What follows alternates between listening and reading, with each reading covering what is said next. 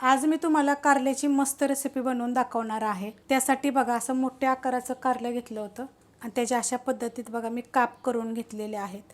ह्याच्या आत जरी बी नसेल तरी चालेल, पण ह्याच्यामध्ये बघा आता हे दिसायला असं आहे पण आतमध्ये बी आहे ह्याचं।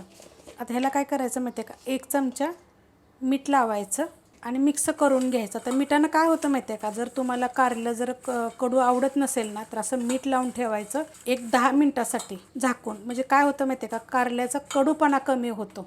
10 मिनिटं बघा मी मीठ लावून कारली ठेवली होती। ह्याला काय करायचं, चांगलं पिळून काढायचं। ह्यातलं जेवढं बी निघतंय ना हे हाताने जर असं निघालं तर काढून घ्यायचं, पाणी नाही ठेवायचं ह्याला। ह्याच्यामध्ये बघा आलं, लसूण, हिरवी मिरची आणि थोडीशी कोथिंबीर असं हे मी कुटून घेतलेलं असं दरदर। पेस्ट जरी टाकली तरी पण चालू शकते। 1 चमचा आहे धने पावडर, छोटा अर्धा चमचा, गरम मसाला पावडर छोटा अर्धा चमचा, थोडीशी हळद, त्यात टाकायची मिरची पावडर, हिंग पावडर आणि आपण कसं ह्यातलं मीठ सगळं पिळून काढलेलं आहे त्यामुळे चवीप्रमाणे मीठ टाकायचं।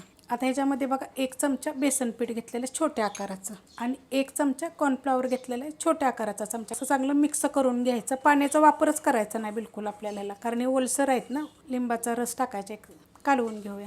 लिंबाचा रस टाकल्यानंतर बघा चांगलं असं मिक्स करून घेतलेलं आहे। तेल बघा मी तव्यामध्ये गरम करत ठेवले आणि हा तवा आहे लोखंडाचा। असं अशा पद्धतीत एक सोडून घ्यायचं आणि याला आपण 1 मिनिटभर पहिलं हलवायचं नाही, नंतर हलवायचं। 1 मिनिट झालेलं आहे बघा, आता आपण हलवूया।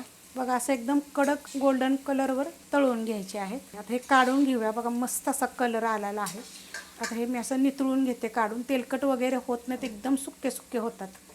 बघा किती कडक झालेले आहेत। फ्राय करून घेतलेले आहेत बघा, एकदम कुरकुरीत बरं का, मस्त एकदम। अशा पद्धतीत तुम्ही जरूर करा बरं का।